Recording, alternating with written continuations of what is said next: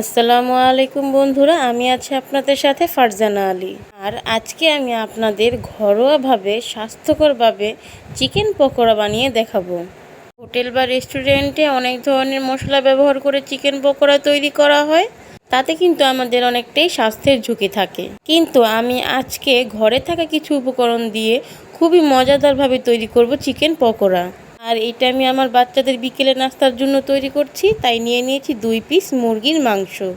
এবার মাংসগুলোকে আমি পাতলা পাতলা করে লম্বা লম্বা করে কেটে নিয়েছি।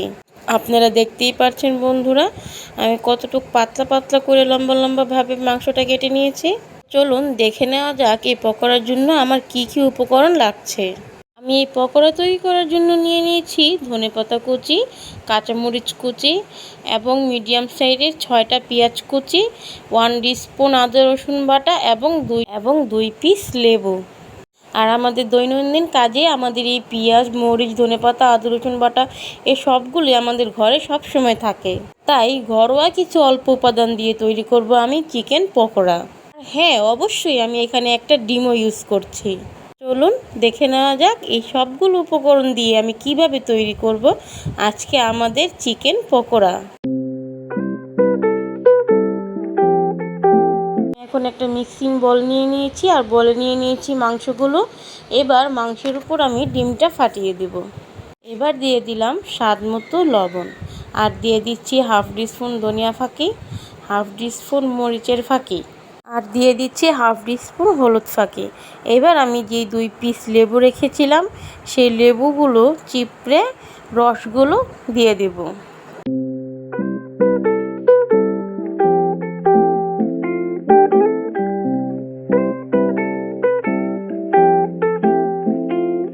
আর দিয়ে দিলাম 1 স্পুন পরিমাণ টমেটো সস। এবার এই মশলাগুলো দিয়ে মাংসটাকে ভালোভাবে ম্যারিনেট করে 15 মিনিটের জন্য রেস্টে রেখে দেব।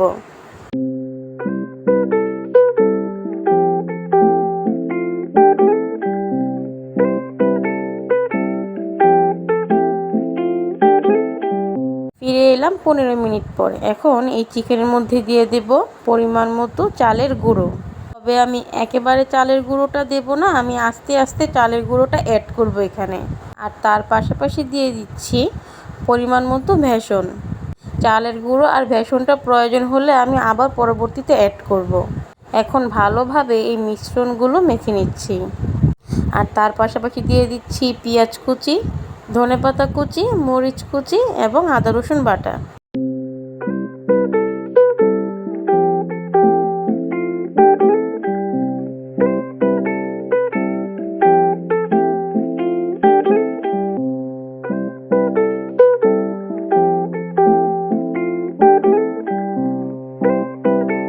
এবার এর সাথে অ্যাড করছি 1 স্পুন জিরে ফাঁকি।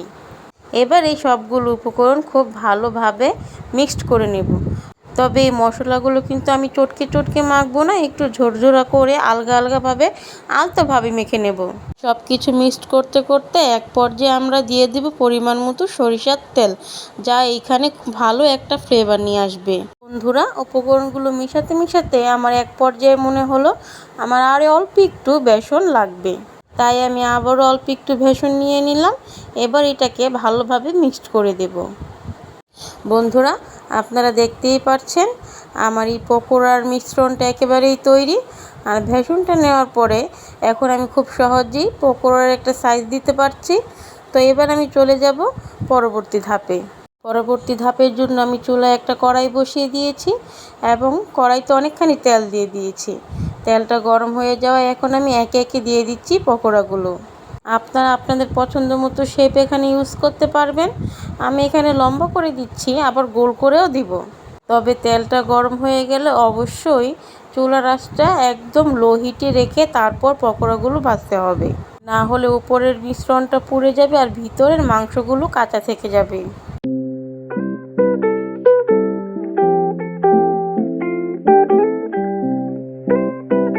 তো বন্ধুরা, দেখতেই পাচ্ছেন আমার পকোড়াগুলো ভাজা হয়ে গেছে আর কি সুন্দর কালার এসেছে। তো আমি একটা একটা করে পকোড়া তুলে নিচ্ছি।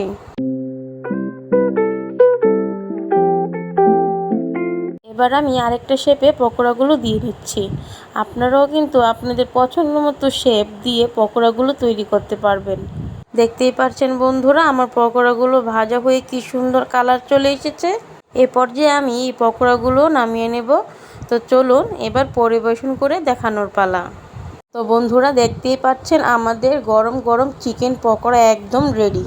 আমরা ঘরে থাকা কিছু সাধারণ উপকরণ দিয়েই স্বাস্থ্যকরভাবে তৈরি করে ফেললাম চিকেন পকোড়া, যা আমরা আমাদের বাচ্চাদের অনায়াসে বিকালের নাস্তায় সার্ভ করতে পারি। আর এই গরম গরম পকোড়ার সাথে টমেটো সসের তো লাজবাব। আপনাদের কাদের কাদের পকোড়ার সাথে সস দিয়ে খেতে ভালো লাগে অবশ্যই কমেন্টে জানাবেন। তো বন্ধুরা, আপনারা দেখতেই পাচ্ছেন আমাদের ভিতরটাও কতটা ইয়াম্মি হয়েছে। আর সস লাগানোর পরে তো এডিট করতে করতে আমার মুখে আবার পানি চলে আসলো।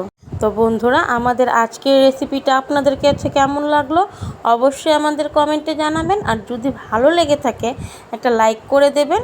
আর অবশ্যই আমাদের চ্যানেলে নতুন হয়ে থাকলে সাবস্ক্রাইব করে দেবেন। তো বন্ধুরা, আজকের মতো বিদায় নিচ্ছি। আবারও দেখা হবে নতুন কোনো ভিডিওতে। তো আপনারা ভালো থাকবেন, সুস্থ থাকবেন। আল্লাহ হাফেজ।